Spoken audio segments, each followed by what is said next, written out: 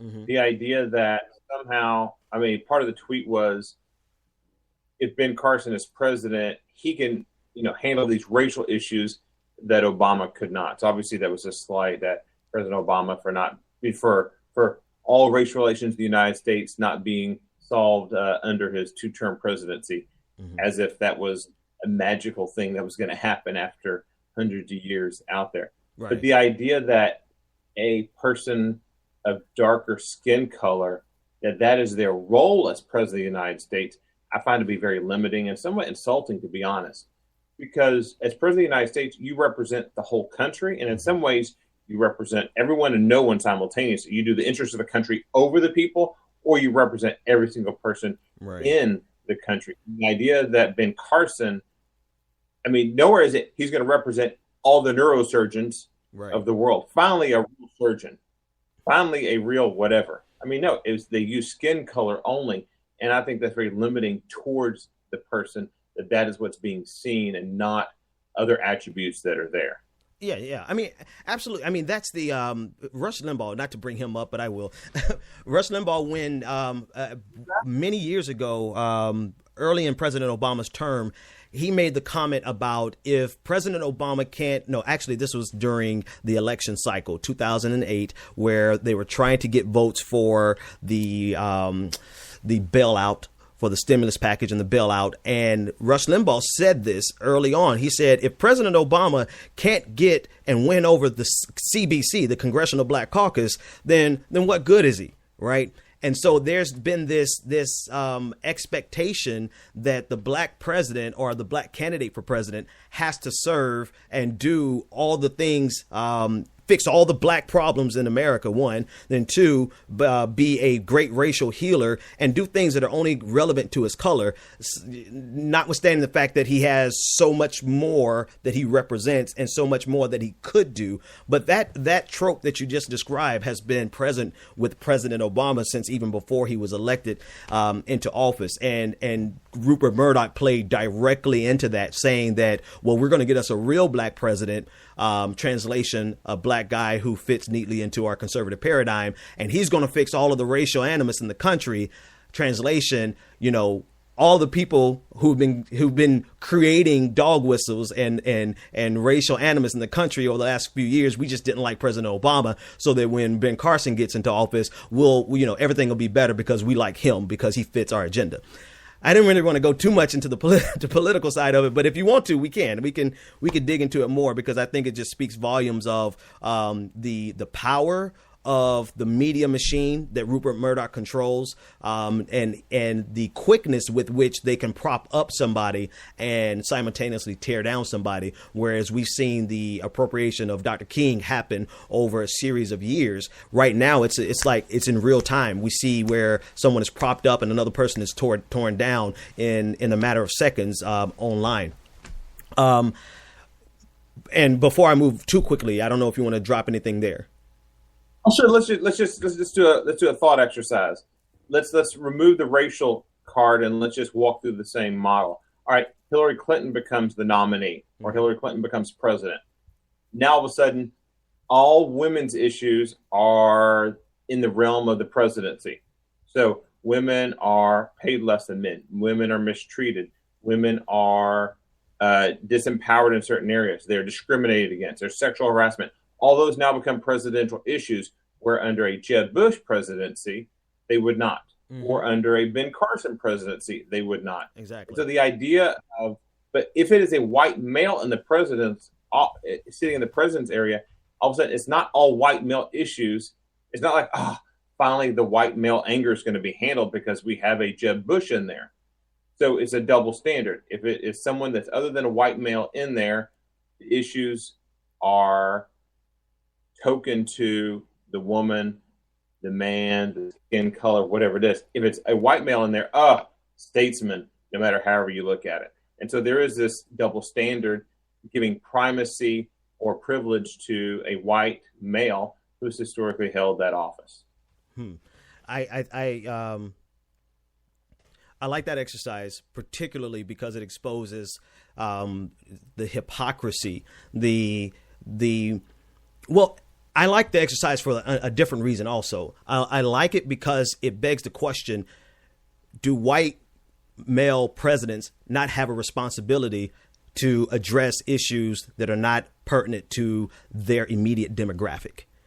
And if that's the case, then we'd have a much bigger problem here in the United States than something that a woman president can fix for women and a black president can fix for black people. And that speaks directly, in a reverse way, it speaks directly to the core problem, which is not only the pandering and the disingenuous nature of this entire conversation of the things that a black president should have done, but also to the fact that there are so many stumbling blocks that these very same people have placed in the way of a black president, and that they would simultaneously put or next they would put in the same way of a female president, from keeping them getting anything done, that would keep them from accomplishing any goals that would not only be beneficial to their particular demographic, but would be beneficial to the broader nation.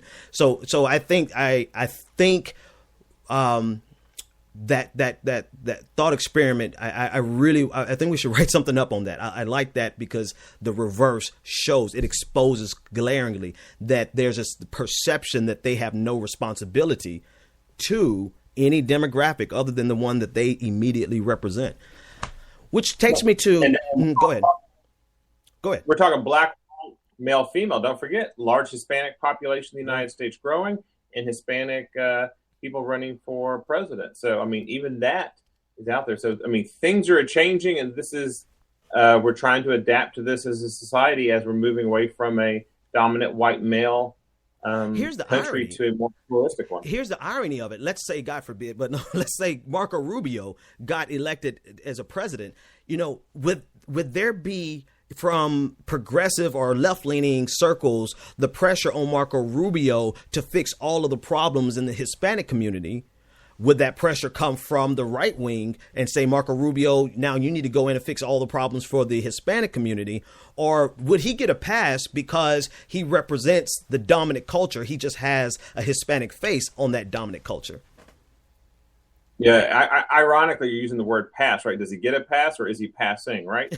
So Hispanic community has been very interesting because it depends on at what time in history are they considered part of the white dominant culture, or are they considered a minority culture? And it's literally been moved in the census by different states to be, you know, basically Mexican Americans, which is what they were part of, counted in the white census, and then they were given a different category, minority status. And so, yeah, that would be a very interesting question. I suspect any issue associated with Hispanics, no matter where they come from, whether it's a European or Latin American, Central American issue, or in the United States, all those will be somehow related, saying, hey, this is the president that's supposed to handle these because he is part of them. Mm-hmm. And the reality is, no, I mean, all these issues are presidential issues, or none of them are, depending on what your politics are, but they represent all the people: male, female, Hispanic, white, black, Native American, Asian, you know, transgender, whatever you want to call it. All of those are Americans, and all of them are issues out there. And the bully pulpit is a powerful place for which people to speak. Let me circle back to a question from the internet. We have some people who are analyzing our conversation particularly, and this is from another guy named Ben. Ben puts it like this. Ben wants to, and he's talking about our dialogue, and I like this question. He thinks that perhaps you and I are talking past each other, in the sense that you, Dr. Butler, are trying to express that this is a function, and we're going back to the cultural appropriation, blackness, and co-opting blackness, that conversation that we had. He says that, I think that Dr. Butler is trying to express that this is a function of the dominant culture across most dominant cultures across time, whereas Benjamin is trying to express that this is an issue specifically between white and black people in America. I see what he's saying. Do you see what he's saying? What do you think about what Ben's question? Well, the answer is they are both simultaneously. So yes, this is a dominant culture issue. And right now the dominant culture is white male, you know, Protestant, whatever, in the United States. And so that is dominant culture that will try to hold on to its authority and power influence as long as possible. Okay, mm-hmm. True. Go back to Rome. That was true, you know, back in the BC era. But at the same time, how is that manifesting now? It's manifesting through struggles between representation at, on television, media, political figures, education, entertainment, you name it, out there between whites and blacks, males and females, Hispanics, all the way through. So yeah, I mean, we're seeing a microcosm today of a larger pattern and trend that's been out there. Let me hear. I agree to that 100%. I agree. Let's give that one an applause. I would have to concur. I'm speaking specifically from the right now experiences, which, like you said, would be a microcosm of of patterns that we could probably find throughout history. So, I don't think we're talking past each other, but I do appreciate that comment, because I want to make sure, I want to get all of your comments and all of your questions. If you want to join with a phone call, 857-600-0518. But I particularly like that question because it really brings it in to the fact that, what we see happening now, is something that can be observed through history, and people experience it through different ways. Whereas Dr. Butler, you're experiencing from an academic perspective, and you even said earlier that you can't really wrap your head around certain things that I was saying. That's fair because that's coming from your perspective, that's coming from your experience, and that's coming from your research. Whereas I'm saying it from, but I feel this thing, I see this. I can't name all the artists. I can't name all the people in pop culture, but I see it happening in pop culture all the time. And I think that speaks really to an important reality that we all have different perspectives. But if we are reasonable and rational, we can really see where those perspectives overlap. And in this case, it overlaps in that I'm speaking from a microcosm. I'm speaking from a micro level, and you're speaking more of a macro level throughout history. Thanks. Go ahead. Let me add to this. So, I'm talking about larger patterns and trends, but we are both existing in this space. Mm-hmm. So even though I may be talking broad picture, I'm a human being. I make choices and decisions each day, and so do you.